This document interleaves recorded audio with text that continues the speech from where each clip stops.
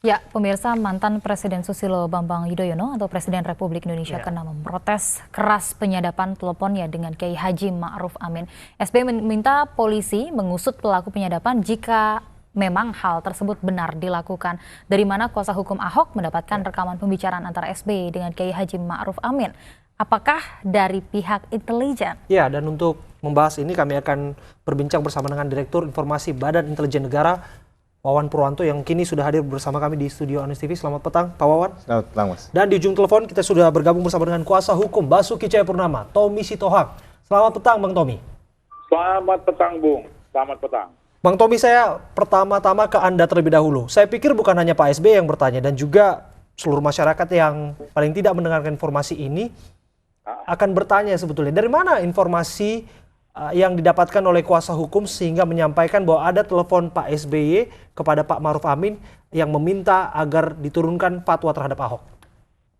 Gini aja, Bung, artinya ketika ini disampaikan di persidangan bahwa ada katakanlah hak kami untuk membela klien, dalam hal ini Pak Ahok, yang telah diadili berdasarkan laporan-laporan yang nggak benar, kan gitu. Nah, kalau ini menyangkut kepada telepon dari Pak SBY pada Pak Ma'ruf, kami bersepakat tadi siang. Nanti akan ada waktu yang kami akan sampaikan dari mana kami dapat itu. Jadi saya akan ngomong dulu sekarang, meskipun saya tepat ada yang bang, itu aja deh. Daripada kita bahas lewat telepon jarak jauh, nanti timbul tuh fitnah yang lain lagi. Baik. Kira-kira gitu, Bung. Baik, informasi yang kami dapatkan dari media bahwa Pak Basuki Cahayapurnama sebetulnya mendapatkan informasi tersebut dari kuasa hukumnya, yang mana kuasa hukumnya Pak Humphrey Jemat, kolega Anda, menyatakan bahwa Kamis pada tanggal 6 Oktober pukul 10:16 ada telepon Pak SBY ke Pak Ma'ruf Amin yang bunyinya ada dua. Yang pertama, untuk tolong diterima Agus. Yang kedua, untuk tolong dibuatkan fatwa terkait dengan kejadian di Pulau Seribu. Hal ini sangat teknis dan detail. Saya ingin tahu sebetulnya data-data ini dapat dari mana? Ya, jadi seperti saya katakan tadi, data itu ada, tetapi kalau untuk mengatakan dari mana, kami udah tadi sepakat bersama tim penasihat hukum. Baik. Supaya nggak timbul fitnah di mana-mana. Baik. Kemungkinan besok atau lusa kami akan rilis mengenai masalah-masalah ini. Jadi saya nggak mau mendahului, Bung, gitu aja deh. Anda tidak mau mendahului, namun bisakah kita memastikan bahwa orisinalitas dan keaslian dari data itu apakah benar demikian bunyi Pak SBY menelpon Pak Ma'ruf Amin? Orisinalitas itu kan tergantung siapa yang menilainya nanti.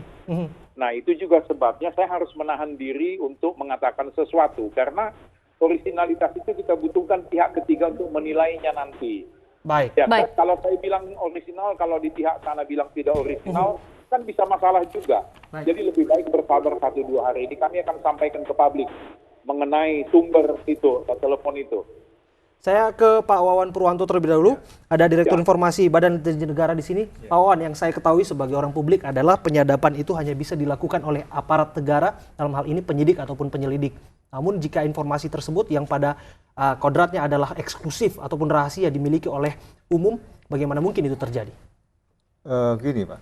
Memang ada yang berwenang untuk melakukan penyadapan seperti KPK, Kepolisian, BNN, Badan Intelijen Negara, dan Kejaksaan Agung.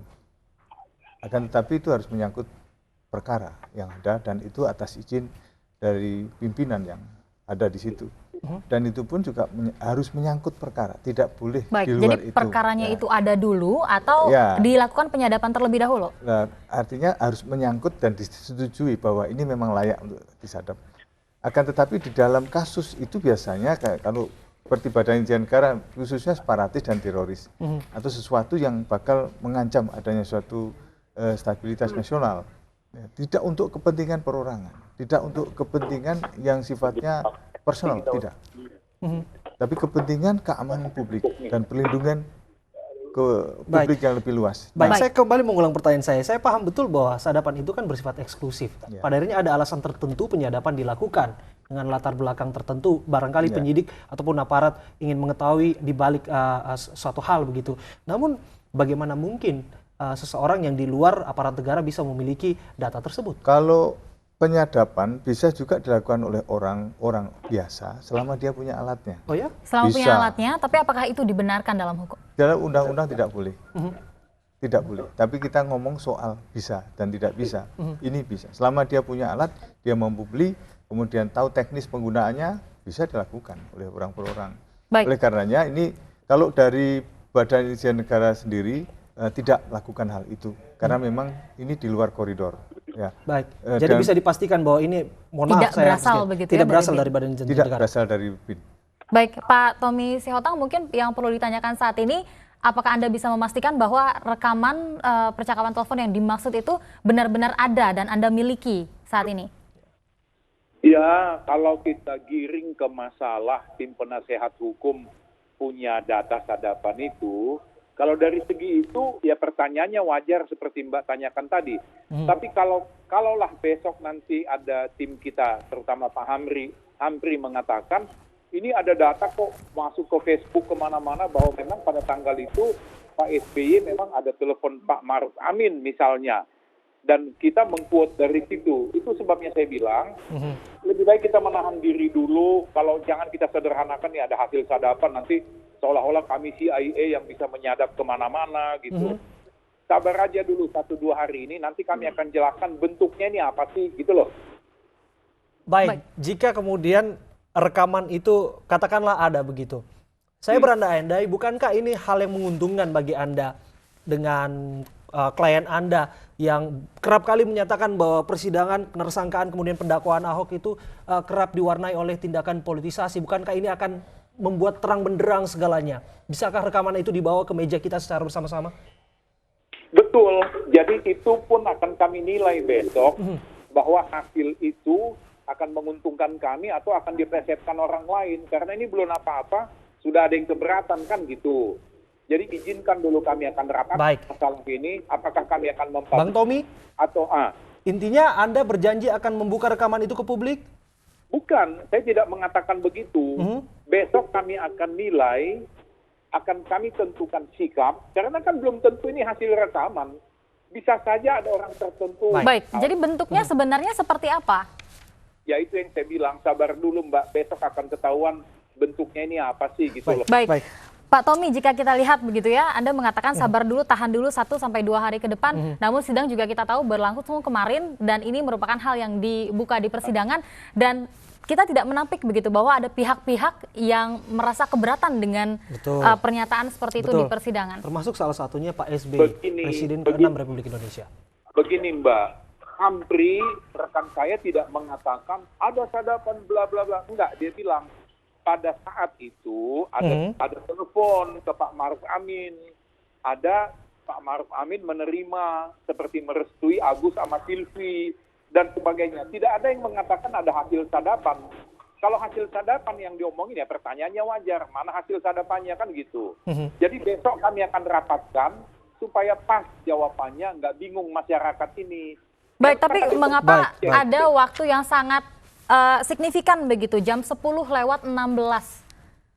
So iya, 10.16 ini kan bisa saja hard copy-nya menyatakan begitu, transkripnya mengatakan begitu, belum tentu sadapan. Atau jangan-jangan ada yang mengirim data itu kepada Pak Hamri Jemat misalnya, kita belum tahu. Makanya besok kita akan sampaikan apa sebetulnya yang disampaikan, gitu Pak ya. Sabar dulu. Baik, saya kembali ke Pak Wawan dulu, ditahan dulu. Bang Tommy masih bersama kami, saya kembali ke Pak Wawan, Direktur Informasi Badan Intelijen Negara.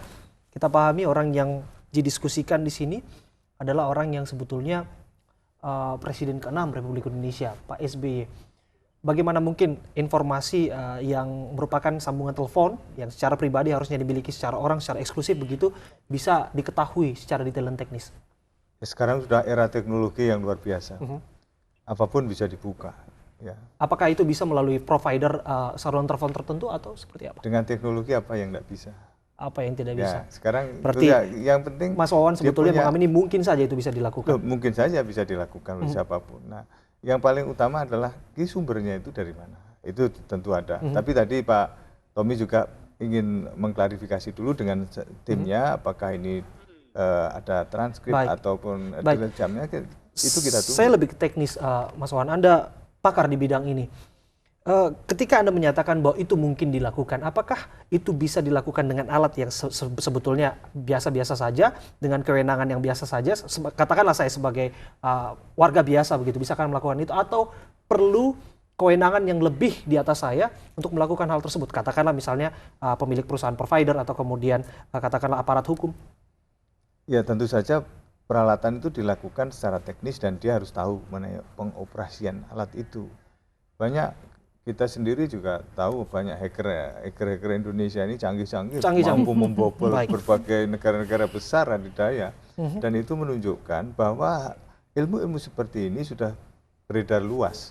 Sehingga ini tidak bisa kita lantas hanya menuduh satu lini saja, tidak. Oleh karenanya yang perlu dilakukan adalah orang-orang penting itu harus men-encrypt alat komunikasinya supaya tidak bisa ditembus. Nah, melindungi diri. Ini perlu dilakukan. Jelas kita punya posisi tertentu ya harus sadar diri bahwa siapapun bisa nembus di era yang semua serba satelit. Ini apa yang tidak bisa dibuka. Tapi permasalahannya pasti tadi hacker kita biasanya lebih jago gitu ya Pak Wawan. Nah sekarang kita lihat aturan itu di belakang, tapi kejadian-kejadian dengan teknologi mesti di depan. Nah, itulah sebabnya kita harus sadar tahu bagaimana mengamankan diri kita. Baik, semakin menarik dialog kita, Mas Wawan dan Bang Tommy yang ada di ujung telepon. Kami masih akan berbincang bersama dengan Anda berdua sesaat lagi. Untuk itu pemirsa tetaplah bersama kami dalam News Petang.